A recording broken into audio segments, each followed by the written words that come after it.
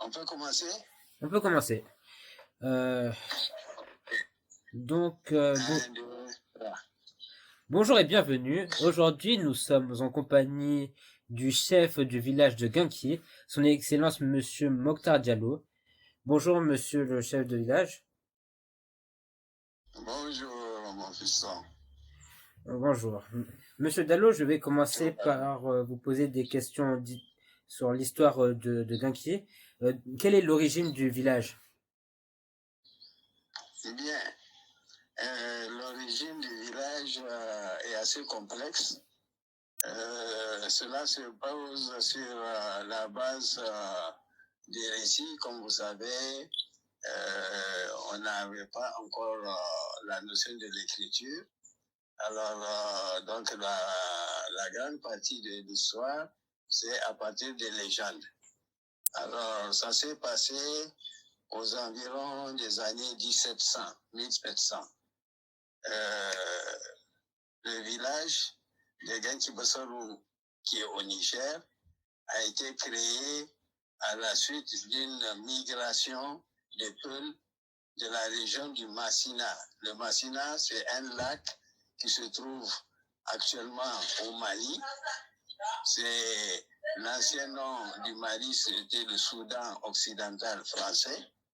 Et la ville d'origine des gens de Genchi, du fondateur de Genchi, s'appelle Here Lumana. Vous pouvez C'est répéter? une ville qui reporte Here Lumana. Ok. Et pour être précis, il préfère préciser Here Lumana Massina. Alors, à la suite d'une guerre intestine entre un héritier de la chefferie de Here Lumana et son oncle, ben, ça s'est mal passé et ils sont arrivés à la guerre civile entre les deux clans. Le clan de l'oncle l'a emporté sur le neveu qui s'appelle Boureima. Donc Boureima a dû quitter la ville. Il a quitté la ville avec évidemment ses partisans et notamment son oncle maternel qui s'appelle comment j'ai un peu oublié le nom, et son petit frère qui s'appelle Umaru, mais eux ils appellent plutôt Ouaru. Donc ils ont quitté Herelumana et la meilleure façon pour ne pas être poursuivi, c'est d'aller par le fleuve, par l'eau. Donc ils ont pris des pirogues et ils ont traversé le lac. Ce lac-là, c'est un très grand lac. Hein. Il est un peu grand comme le lac Léman que vous connaissez, qui est en Suisse. C'est un très grand lac central. Et ils ont remonté par le nord. Et ils sont arrivés aux environs de la ville de Gao. Gao, tout le monde connaît si vous regardez la carte. C'est vraiment la partie nord de l'actuel Mali. Et au niveau de cette partie nord du lac, le fleuve Niger débute, donc passe par Gao, et à partir de là, le fleuve contourne pour diriger vers l'est. Et ce groupe des migrants, ils se sont installés dans une île à l'est de Gao qu'on appelle Biti. Cette île-là, c'est une très grande île. Ils ont prospéré pendant quelques années et en cette période, il y a eu un événement qui est reconnu au niveau de l'histoire de l'Afrique de l'Ouest. C'était l'invasion marocaine. Parce que les tribus du sud du Maroc ont décidé d'étendre leur influence sur le sud et ils ont occupé le nord de l'empire Soraï de Gao. Et ces occupants-là, il y avait parmi eux des Touaregs, des tribus Touaregs. Et ces tribus Touaregs ont des drôles de conception. En ce sens qu'ils font de la razzia, ils passent tout leur temps à piller les animaux de ces peuples-là. Et aussi, sur le plan des mœurs, ils ne sont pas musulmans, ces tribus, alors que les peuples sont musulmans. Et quand il y a un mariage, généralement, le chef de tribu se donne le droit de coucher avec la jeune mariée. Donc, il s'est trouvé que le Bourema en question, ayant l'âge de se marier, avait annoncé cela à son oncle, et son oncle lui a donné sa fille. Donc, il a épousé une de ses cousines. Et pour ce mariage, ils l'ont annoncé au prince Touareg, qui a dit, ah, selon ma coutume, le droit de crissage, c'est moi qui passe la première nuit. Bourema n'est pas d'accord. Il a dit à son oncle. L'oncle lui a dit, non, il faut être souple. Ils sont plus nombreux que nous. Ils sont armés, ils ont des fusils, nous n'avons que des flèches et des arcs. Alors, laisse-moi, je vais négocier. Il est parti voir ce chef de tribu Touareg. Il a dit, bon, voilà, nous, vraiment, notre coutume n'admet pas ça. C'est une honte pour nous. Donnez-nous le temps de réfléchir. Et donnez-nous un mois. Et pendant le mois, qu'est-ce que l'oncle de Bourema a fait? Il a prévenu toute la population de l'île. Vous vous préparez, à telle date, nous quittons. Nous quittons les lieux. Donc, ils ont vendu tout ce qu'ils ont comme beurre, comme tout ce qu'ils ont de précieux. Et ils ont réquisitionné tout ce qu'il y a comme pirogue dans la zone de Biki, jusqu'à Gao. Et ils ont embarqué. Et alors, avant de partir, qu'est-ce qu'ils ont fait? Ils ont dit au prince, bon, demain, on fera le mariage et les filles viendront vous donner leurs conditions.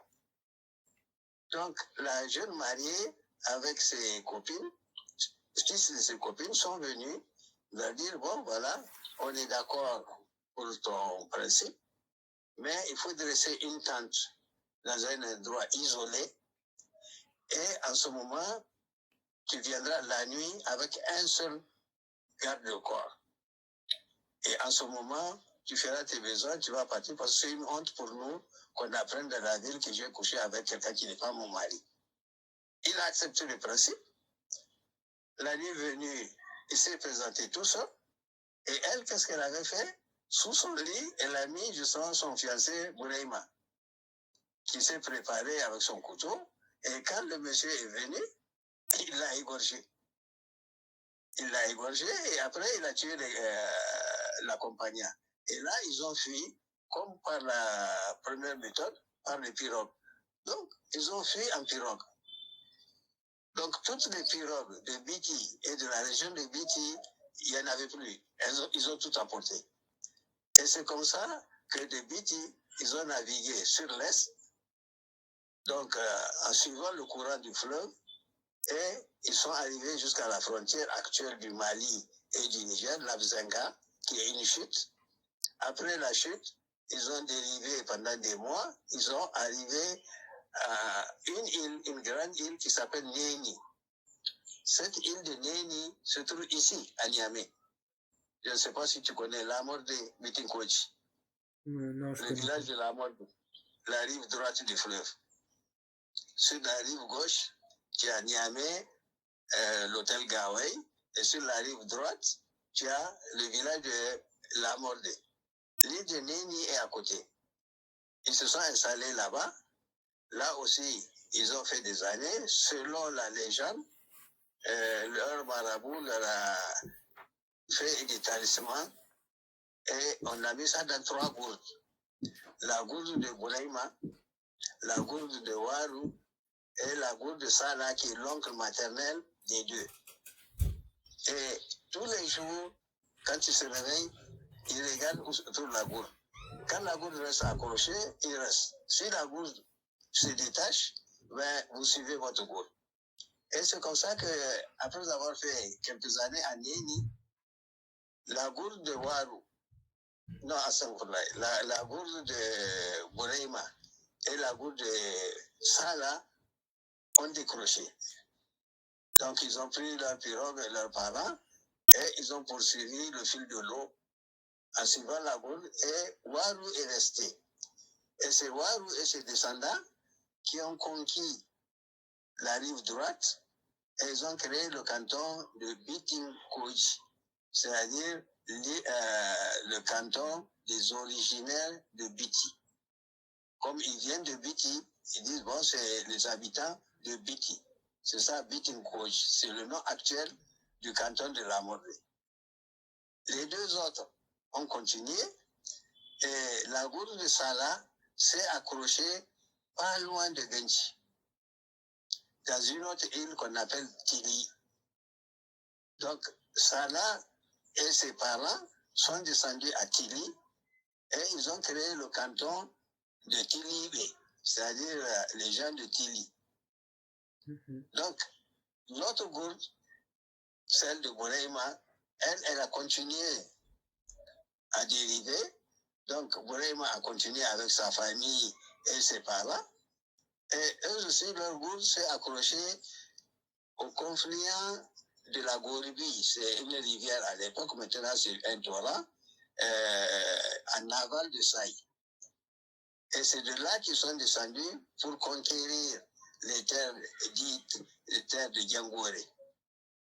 Et ils se sont installés sur cette partie. Donc ça fait 3 cantons Peul, le canton de Lamorde Bitinkoji, le canton de Tili, qu'ils ont appelé par la suite le canton de Yuri, et le canton de Djangouere.